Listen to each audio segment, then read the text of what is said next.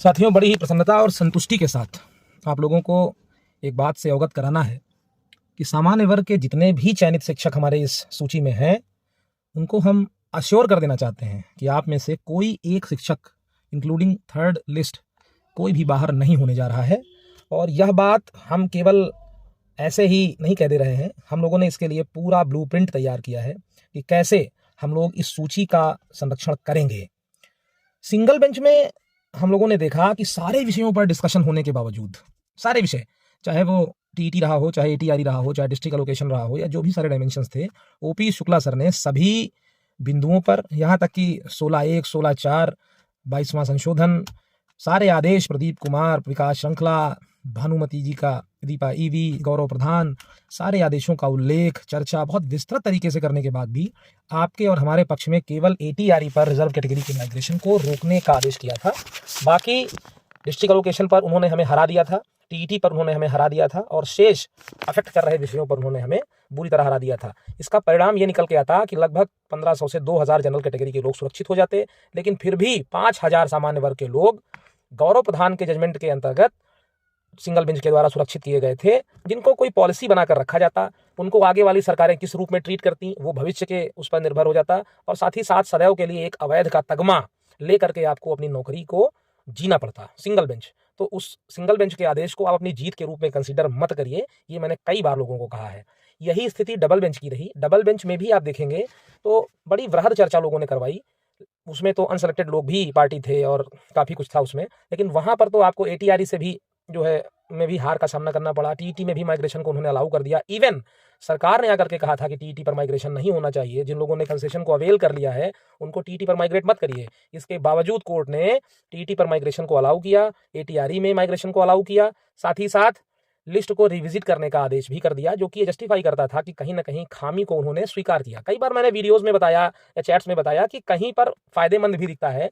तो जैसे double bench ने डिस्ट्रिक्ट एलोकेशन के बारे में कहीं एक लाइन चर्चा नहीं की, तो इससे ये दिखता है कि उन्होंने इसको 2 डायमेंशन में छोड़ा, सरकार के पाले में डाल दिया। आइदर सरकार इसमें शिखा सिंह के आदेश का कंप्लायंस कर दे, या फिर सरकार इसमें आपके पक्ष का कुछ निकाल करके आपको दे दे।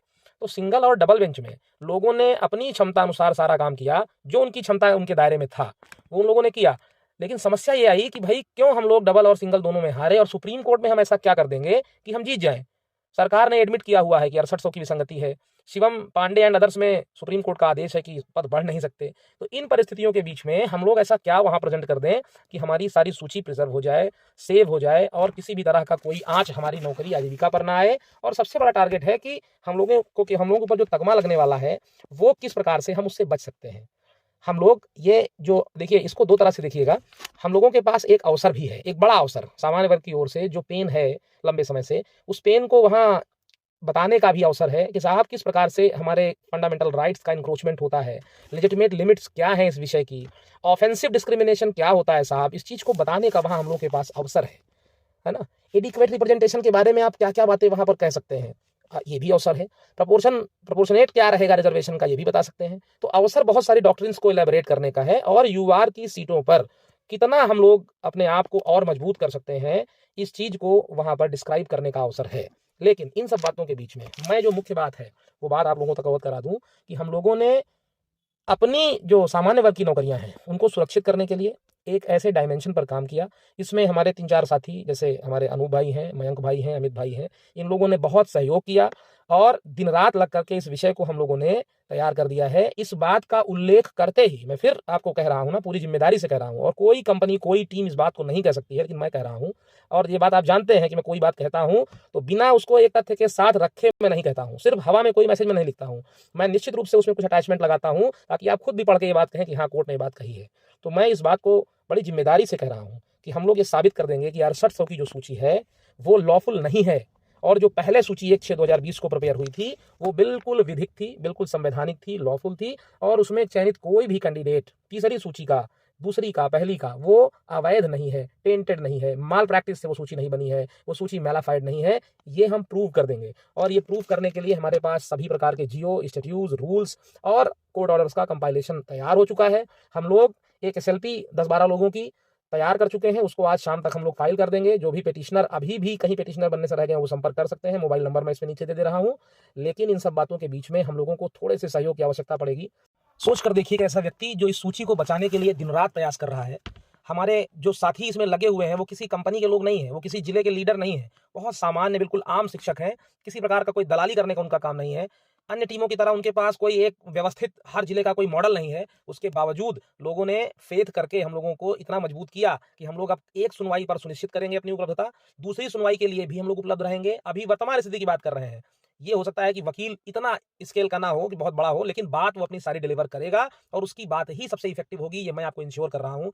देखिए, इसके पहले आपने देखा है कि 16-16 लाख रुपए के वकील आए हैं, लेकिन वहां पर बार हाई बार लो, शिक्षा मित्र को वो शिक्षा मंत्री बता रहे थे, बीटीसी को टीईटी बता रहे थे। बड़े-बड़े वकीलों के साथ क्या है कि आप उनको बहुत ज़्यादा ट्रेन नहीं कर सकते, बहुत सारा उनको बता भी नहीं सकते। तो उनके पास स्कोप कम है और आपका मुकदमा बहुत टेक्निकल है। इस टेक्निकल मुकदमे को टेक्निकल व्यक्ति के साथ-साथ टेक्निकल वकील जो पूरी तरह से विषय को समझे, अवगत हो जाए और एकदम उसका कॉन्सेप्ट क्लियर हो जाए कि हाँ, ये मैटर है, इसलिए ऐसा हो रहा है और इसलिए ऐसा नहीं होना चाहिए। ये एकदम उसका कॉन्सेप्ट क्लियर होना चाहिए। आप याची बन चुके हैं, आप किसी भी टीम के साथ याची हों, इससे कोई फ़र्क नहीं पड़ता। आप सहयोग करिए, ये विषय समग्र रूप से वहां पहुंचाने का है। याची कहाँ है इससे कोई तात्पर्य नहीं होता। आप सहयोग करिए, मैं आपको ये सुनिश्चित कर रहा हूं कि हम लोग इस विजय को आपके साथ साझा करेंगे। जेके भाई की टीम का अपने साथ पूरा जुड़ाव है, सहयोग है और कुछ ऐसा सहयोग भी है जिसका हम उल्लेख नहीं कर सकते वीडियो में, तो वहां से भी सहयोग है और हम लोग अपनी जीत सुनिश्चित करने जा रहे हैं।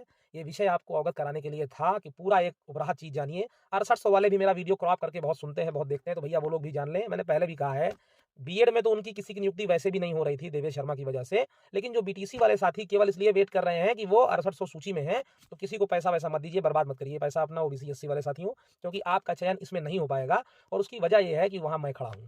ठीक है, अन्य लोग लगे होते केवल तो शायद आपका चयन हो जाता, लेकिन अब मैं खड़ा हूं और आपकी वजह से मुझे अवैध कहा जाएगा, तो वो भैया स्वीकार्य नहीं है। इसलिए केवल मैं प्रयासरत इतना ज्यादा रहा कि मुझे वो तगमा नहीं चाहिए कि मैं अवैध हूं। मैं किसी की जगह पर नौकरी नहीं कर रहा हूं, मैं दो नौकरी छोड़ करके आया हूं। इस नौकरी में पूरी योग्यता के साथ और सरकार के पास उपलब्ध व्यवस्था के अंतर्गत मैं नौकरी में चयनित हुआ हूं।